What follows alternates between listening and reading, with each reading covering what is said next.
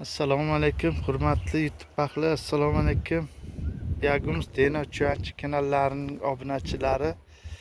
Mana bugun 31-mart 2025-yilda 31-martda mana bu ikkinchi poliyamiz.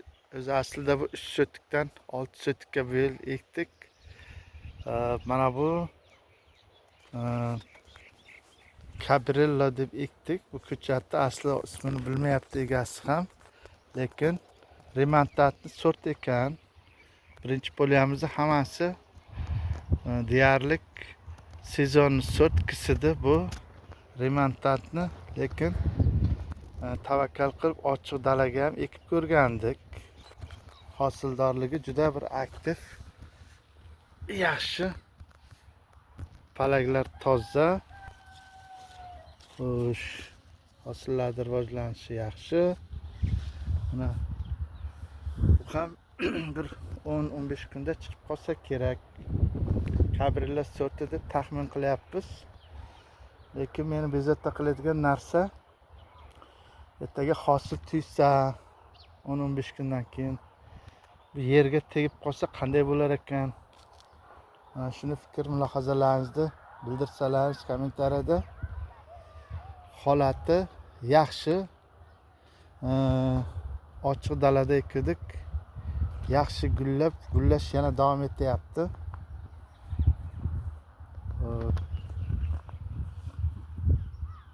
Mana shunday. Hozir barcha oziqalarni berib bo'ldik deyarli. Changlanyapti. Xatlar kelib hozircha holatlari yaxshi.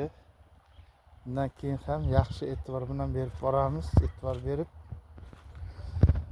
Xo'sh.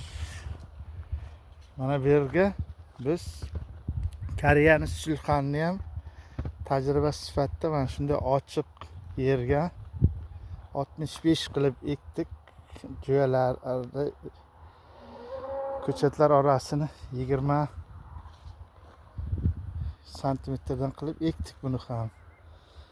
Lekin bitta farqi, mana bu koreyskiy sulxanlar erta tanab chiqarar ekan. Kecha tanablarni yulib chiqdik. Mulchadan buni farqi ancha ko'proq o't chiqar ekan. Ishni ko'proq talab qilar ekan. Shu tomonlariga ham tayyor bo'lib ekdik. Endi natijasini ko'ramiz. Mana shuncha yilsak ham mana qopdi. Mana da tanabni erta tashlar ekan. O'zi odatda remontantni sortlar bir vaqtda ham gullab, ham tanab chiqaradi.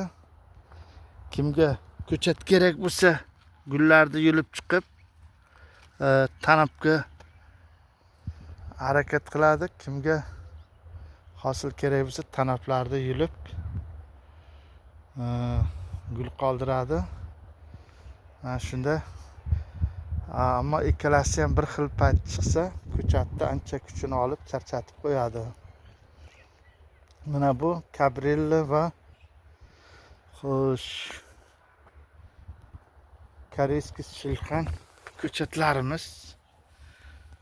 Mana ochiq dalada ham mana shunday yetishtirsa bo'ldi.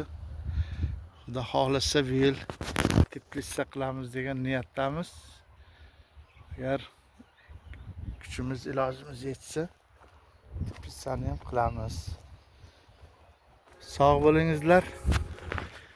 Bundan keyingi rezultatlarni ko'rsatib borishga harakat qilamiz.